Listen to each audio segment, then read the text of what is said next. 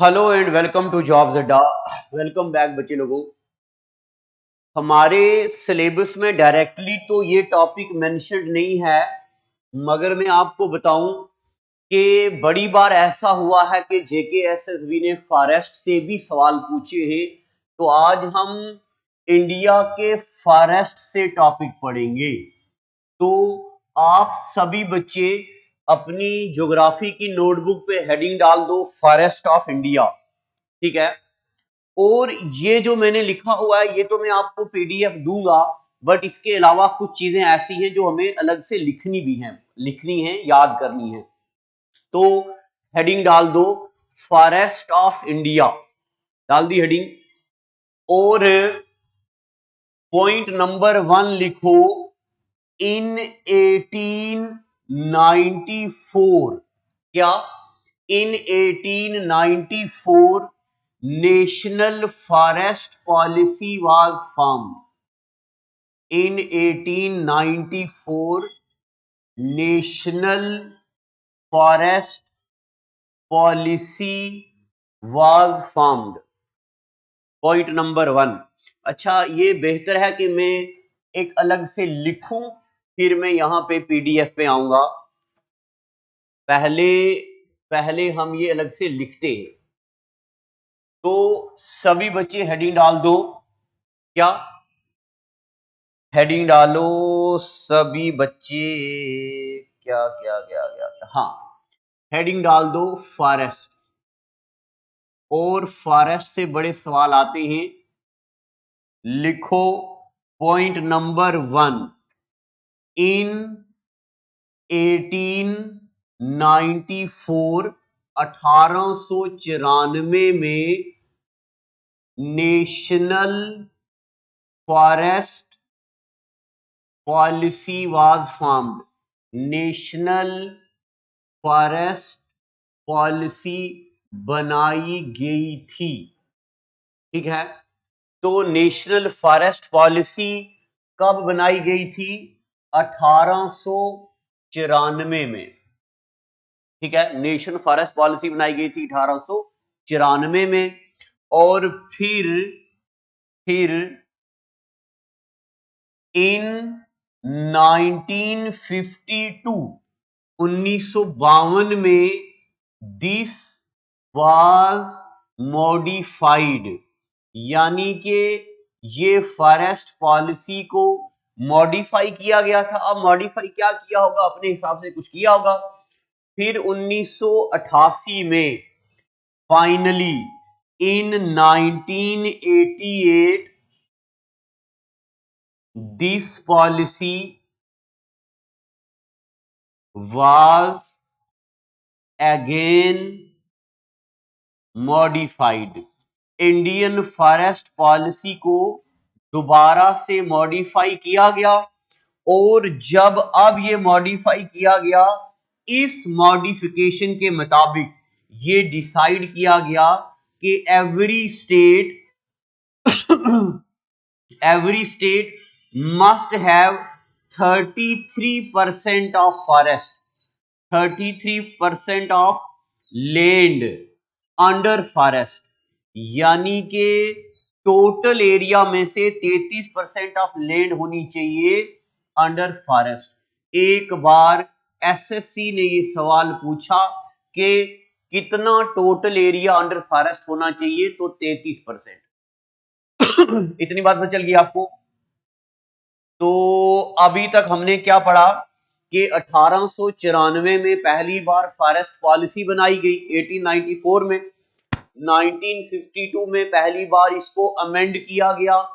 और 1988 में इसमें फिर से अमेंडमेंट लाई गई और ये कहा गया कि हर स्टेट का एटलीस्ट 33% एरिया अंडर फॉरेस्ट होना चाहिए। फिर जब इस पॉलिसी को लागू किया गया, तो लागू करने के बाद सबसे ज्यादा फॉरेस्ट, मैक्सिमम फॉरेस्ट इंडिया में मैक्सिमम फॉरेस्ट किस स्टेट में बनाए गए? सबसे ज्यादा फॉरेस्ट इंडिया में मध्य प्रदेश में बनाए गए। मैक्सिमम फॉरेस्ट कहां हुए? मध्य प्रदेश में। और अगर हम बात करें कम से कम फॉरेस्ट, मिनिमम फॉरेस्ट कहां पे बनाए गए? सबसे कम फॉरेस्ट गोवा में, मैक्सिमम फॉरेस्ट कहां? मध्य प्रदेश में। इतनी बातें पता चल गई आपको। अब अगर हम बस इतना रखो, अभी तक आप हमने क्या क्या पढ़ा है, देखो ये चीजें याद करो। मकसद सिर्फ लिखना नहीं है, मकसद चीजों को याद करना है। क्या? पॉइंट नंबर 1, 1894 में अंग्रेजों के टाइम 1894 में इंडियन फॉरेस्ट पॉलिसी बनाई गई और 1952 में पहली बार इसको अमेंड किया गया और फिर 1988 में इसको फिर से अमेंड किया गया। 1988 में अमेंडमेंट के बाद ये कहा गया कि 33% एरिया जो है वो जंगलों के अंडर होना चाहिए हर स्टेट में। और इसमें लीड कौन कर रहा? मध्य प्रदेश, मध्य प्रदेश, मध्य प्रदेश ना, मध्य प्रदेश। और मिनिमम कौन सा? गोवा। इतनी बातें बच चल गई आपको। अब मैं आपको ले चलता हूं जंगलों से रिलेटेड कुछ चीजें जो पेपरों में पूछी गई हैं। जेकेएसएसबी जनरल टीचर 2018 में पूछा गया, बताओ इनमें से कौन सा बंदा जंगल बचाओ आंदोलन के साथ एसोसिएटेड है? देखो, अब ये चीजें, ये मैं आपको पीडीएफ दूंगा, मगर फिलहाल सिर्फ थोड़ा थोड़ा सुन लो। क्या? 1922 में, कब बेटा? 1922 में सिंगबम डिस्ट्रिक्ट ऑफ बिहार, यानी के बिहार के एक सिंगबम डिस्ट्रिक्ट में कुछ ट्राइबल लोगों ने पेड़ों को ऐसे हग किया और आंदोलन चलाया कि जंगलों को नहीं काटना। इस बात को बोला जाता जंगल बचाओ आंदोलन। क्या बोलते इसको? जंगल बचाओ आंदोलन। तो जंगल बचाओ आंदोलन के बारे में आपको क्या क्या बातें याद रखनी? It was started in 1922। कब बनाया? 1922। अगर हम बात करें हिस्ट्री की तो बताओ मुझे 1922 में और क्या हुआ था? गांधी जी का non cooperation movement call of हो गया था, यानी कि गांधी जी ने 12 जनवरी 1922 को अपना नॉन कोऑपरेशन मूवमेंट खत्म कर दिया था और उसी 1922 को जंगल बचाओ आंदोलन स्टार्ट हुआ। इसका मकसद क्या था? इसका मकसद था, आपको पता है गवर्नमेंट ने एक डिसीजन लिया कि सैल की लकड़ी को रिप्लेस करेंगे टीक की लकड़ी के साथ, क्योंकि टीक की लकड़ी ज्यादा इनकम देती है। तो गवर्नमेंट ने ये डिसीजन लिया कि हम सैल के जंगलों को काटेंगे और टीक की लकड़ी लगाएंगे। तब बिहार के लोगों ने, बिहार के ट्राइबल लोगों ने क्या किया? आंदोलन चलाया, प्रोटेस्ट किया कि हम सैल की लकड़ी को नहीं काटने देंगे। इसके पीछे गवर्नमेंट का ग्रीड गेम पॉलिटिकल रिपल्शन था, लालची हिस्सा था गवर्नमेंट का, मगर बिहार के लोगों ने ऐसा नहीं होने दिया। इस बाद में ये मूवमेंट झारखंड और उड़ीसा में भी चला गया। इस मूवमेंट को बोला जाता जंगल बचाओ आंदोलन। क्या बोलते इसको? जंगल बचाओ आंदोलन। आपने लिख दिया। अब आप क्या करो, आंख बंद करके इमेजिन करो कि 1894 में, क्या सब बच्चे आंखें बंद करो और इमेजिन करो घर पे बैठे हुए, 1894 में नेशनल फॉरेस्ट पॉलिसी बनाई गई, 1952 में इसको अमेंड किया गया, 1988 में फिर से अमेंड किया गया और 1988 में जो अमेंडमेंट करी गई उस अमेंडमेंट में कहा गया हर स्टेट का 33% हिस्सा अंडर फॉरेस्ट होना चाहिए, जिसमें लीड कौन कर रहा? मध्य प्रदेश। फिर 1922 में जब गांधी जी ने नॉन कोऑपरेशन मूवमेंट को कॉल ऑफ कर दिया, बंद कर दिया, तब 1922 में हिंदुस्तान के बिहार के अंदर एक मूवमेंट चल रहा था जिसको बोलते जंगल बचाओ आंदोलन। बताओ जी, जंगल बचाओ आंदोलन कब स्टार्ट हुआ? 1922। बताओ जी, जंगल बचाओ आंदोलन कहां से स्टार्ट हुआ? बिहार में। बताओ जी, जंगल बचाओ आंदोलन के बारे में कौन सी स्टेटमेंट सही है? जंगल बचाओ आंदोलन में गवर्नमेंट चाहती थी सैल की लकड़ी काटी जाए और टीक की लकड़ी डाली जाए। अभी जब हम एवरग्रीन फॉरेस्ट पढ़ेंगे या टाइप ऑफ फॉरेस्ट पढ़ेंगे तब मैं बताऊंगा सैल किन जंगलों में आता, टीक किन जंगलों में आता। ठीक है यहां तक। और बताओ जी, बाद में ये मिशन कहां कहां ले गया? तो बाद में ये मिशन झारखंड और उड़ीसा में फैला। बस आपको इतनी बातें याद रखनी है। चलें आगे। जंगल बचाओ आंदोलन के बाद एक और मूवमेंट स्टार्ट हो गया जिसको बोला जाने लगा चिपको मूवमेंट। क्या बोलते इसको? चिपको मूवमेंट। ये मूवमेंट जंगलों से रिलेटेड है। चिपको मूवमेंट जो Chamoli district and later at Tehri Garhwal district, यानी कि ये जो है उत्तराखंड में स्टार्ट हुआ। ये याद रखना, चिपको मूवमेंट कहां स्टार्ट हुआ? उत्तराखंड में। इसका मकसद क्या था? To protect trees on Himalayan slope from axe, यानी कि कुछ कंट्रैक्टर क्या करते थे, कल्हारियों से पेड़ों को काटते थे। और चिपको मूवमेंट में क्या किया? उत्तराखंड की कुछ औरतों ने धागा बांधा पेड़ों के किनारे पे, ऐसे पेड़ों पे, और पेड़ों को भी हग किया और पेड़ों को प्रोटेक्शन का मूवमेंट स्टार्ट किया। ये क्या है? चिपको मूवमेंट। तो चिपको मूवमेंट के बारे में आपको दो बातें अभी तक याद रखनी। नंबर 1, 1973 में स्टार्ट हुआ। नंबर 2, उत्तराखंड में स्टार्ट हुआ। दो बातें। और इसके पीछे हिस्ट्री, ये नाम याद रखना, मिस्टर बुगोना। मिस्टर बुगोना, JKSSB जनरल टीचर 2018 का सवाल। मिस्टर बुगना is associated with which of the following movement? किस मूवमेंट के साथ लिंक थे ये? चिपको मूवमेंट के साथ। ठीक है, तो सुनो, मिस्टर बुगना ने विलेजर को इनलाइटन किया कि भाई जो टहरी गढ़वाल के में जो क्या हो गया, मतलब पेड़ काटने लगे हैं लोग, तो पेड़ों के ट्रंक के साथ इन्होंने धागा बांधा, ह्यू हग किया पेड़ों को, और इस मूवमेंट को चिपको मूवमेंट बोला जाता।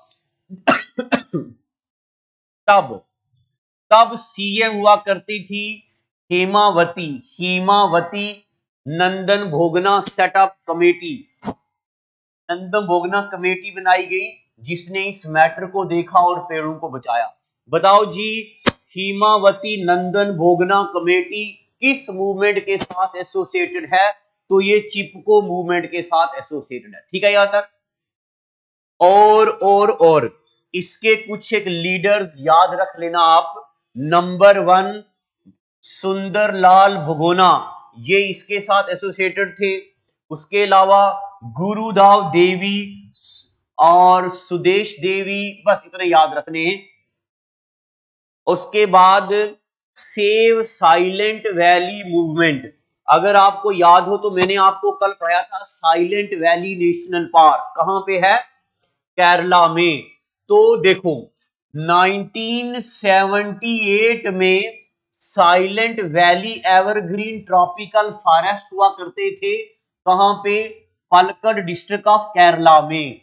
तब क्या हुआ, यहां पे भी एक स्कीम चलाई गई कि इस साइलेंट वैली को काटना है, यहां पे हाइड्रो इलेक्ट्रिक पावर प्लांट बनाना था। मगर केरला के लोगों ने आंदोलन चलाया, एक एनजीओ बनाई गई जिसका नाम केरला शस्त्रा साहित्य परिषद, ये एनजीओ बनाई गई। और सुगाथा कुमारी, ये सुगाथा कुमारी का नाम जरूर याद रखना। सुगाथा कुमारी ने एक मेजर रोल प्ले किया यहां पे पेड़ों को बचाने के लिए। और देखना अब आगे, उस वक्त यहां पे इंदिरा गांधी तो नाम नहीं लिखा है, फिर इंदिरा गांधी ने इसको प्रोटेक्ट किया और इस जगह पे साइलेंट वैली नेशनल पार्क बना दी गई। साइलेंट वैली नेशनल पार्क बना दी गई। यहां पे एक रिवर है जिसका नाम कुंथी पूजा। इस कुंथी पूजा रिवर में हाइड्रो इलेक्ट्रिक पावर प्लांट बनाना था जो कि बंद करवा दिया और यहां पे साइलेंट वैली नेशनल पार्क बना दी गई। ठीक है यहां तक। तो बताओ जी, सेव साइलेंट वैली मूवमेंट कहां चला? केरला में। क्या मकसद था यहां पे? कुंथी पूजा रिवर के किनारे पे हाइड्रो इलेक्ट्रिक पावर प्लांट बनाना था, और यहां पे हाइड्रो इलेक्ट्रिक पावर प्लांट ना बने, लोगों ने आंदोलन किया। इंदिरा गांधी जी ने बाद में इसको साइलेंट वैली नेशनल पार्क बना दिया 1978 के लगभग में। उसके बाद यहां पे देखो लिखा हुआ है मैं कहीं, हाँ आई एम सॉरी गलती होगी, इंदिरा गांधी नहीं, गलती होगी, sorry, Rajiv Gandhi formally inaugurated Silent Valley National Park कब? 1993 में। बस ये बात याद रखनी है। साइलेंट वैली नेशनल पार्क कहां पे है? केरला में। और वहां पे साइलेंट वैली आंदोलन भी चला, और राजीव गांधी, इंदिरा गांधी नहीं, गलती होगी, राजीव गांधी ने वहां पे नेशनल पार्क बना दी, साइलेंट वैली नेशनल पार्क। तीसरी बात चल गई आपको। उसके बाद एक और आंदोलन है, ये डायरेक्टली पेड़ों के रिलेटेड तो नहीं है, मगर मगर मगर इसके बारे में हम आपको भी ज्ञान बांटते हैं।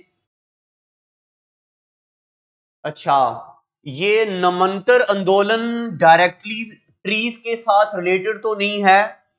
यहां आपको क्या बात है, यहां इतना जरूरी भी नहीं है।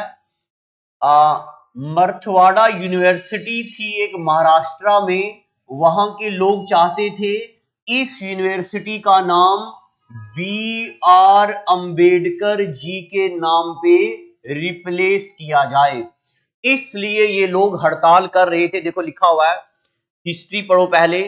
दलित movement to change name of Marathwada university in Aurangabad Maharashtra into doctor BR Ambedkar university. तो तब महाराष्ट्र के जो सीएम थे उन्होंने फिर बाद में इसको इनॉग्रेट कर दिया और यूनिवर्सिटी का नाम बदल दिया, नमंतर आंदोलन। अच्छा, ये क्यों पढ़ाया मैंने? हो सकता है एग्जामिनर पूछे विच of the following movement is not associated with trees in India. तो अभी जितने भी मूवमेंट पड़े सारे के सारे मूवमेंट ट्रीज के साथ एसोसिएटेड हैं। नमंतर आंदोलन ट्रीज के साथ एसोसिएटेड नहीं, बल्कि यूनिवर्सिटी के साथ एसोसिएटेड है। इसी तरह के ढेर सारे मूवमेंट और भी हैं, नर्मदा बचाओ आंदोलन भी है, और भी ढेर सारे, बट मैंने सारे नहीं लिखे। बिश्नोई मूवमेंट राजस्थान में हुआ, और इसके बारे में क्या है, ये गुरु महाराजा जंबाजी से एसोसिएटेड थे।